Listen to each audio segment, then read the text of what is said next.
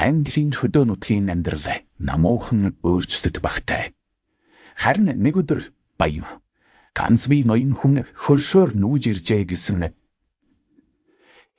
нэгэн мэдээ гинтхэн түгэн олон хүнд энэ бол сонирхолтой явдал. Харин Бенитийн гэр бүлд энэ бол итгэл найдвар. Таван охин нь бүгд гэрлэх насанд хүрсэн ч төдийжин боломж байсангүй. Эдгээр ноён биенгли шиг чинээзэг ийдэг залуу бол ээж Бенитийн хувьд мөрөөдлийн хүргэн юм.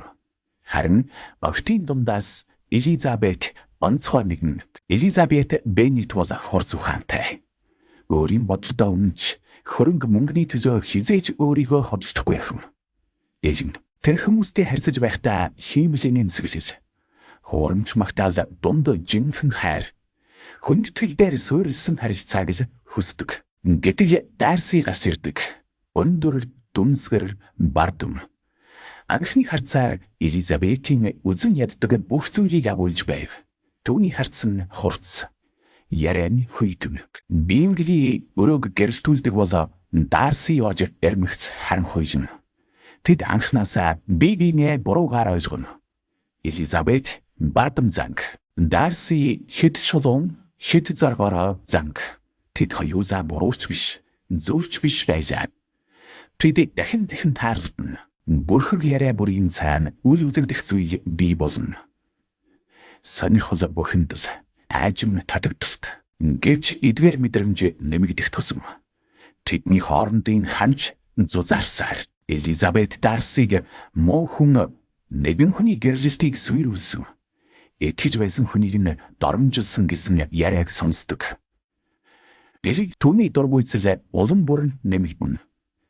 Харин яг тэр үед Дарси хайртайгаа илчилсэн.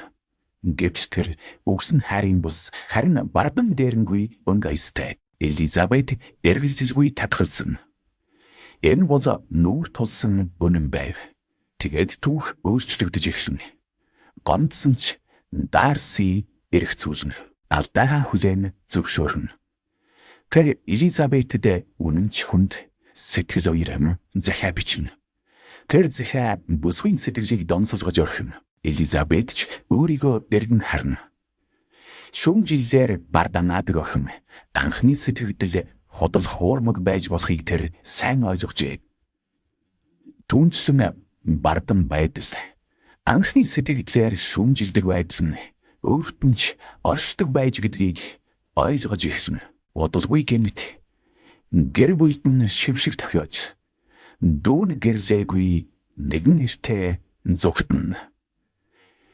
Гэр бүлийн нэр төр бүхэлдээ норн унахад тун ойрхон. Гэвч яг тэр бүлчэд дахиад л Дарси. Тэрээр чимээгүй. Бусдад мэдэгдэхгүйгээр ямар нэгэн шан харамж нэхэхгүйгээр бүгдийг зохицуулна. Элизабет үннийг мэдээд сэтгэл зүрх нь өөрчлөгдөж эхэлнэ. Энэ бол анхны хацаар дурлсан гэхээс илүү өөрийгөө таньсан, олсон ургуулсан байж бий болсон хайр. Элизабет бардамнаас үргэлж чанга байдаггүй. Таамаг үргэлж зөв байдаггүйг ойлгодог болсон. Дарси хайр бол нэр төр шаналт биш. Хайр бол сонсох. Өөрийгөө ялах гэдгийг мэдэрнэ.